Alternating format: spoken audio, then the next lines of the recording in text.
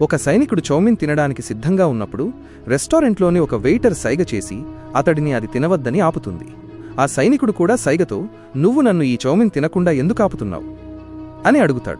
Waiter అతనికి తన phone చూపించి కాల్ చేయమని లేదా పక్కకు రమ్మని సైగ చేస్తుంది. అప్పుడు సైనికుడు తన భార్యతో "బేబీ, నా బాస్కు ఒక అర్జెంట్ కాల్ వచ్చింది. అందుకే నువ్వు ఇక్కడే నా కోసం ఎదురుచూడు, నేను బయట నుంచి మాట్లాడి వస్తాను" అని అబద్ధం చెబుతాడు. భార్య "సరే, తొందరగా రా" అంటుంది.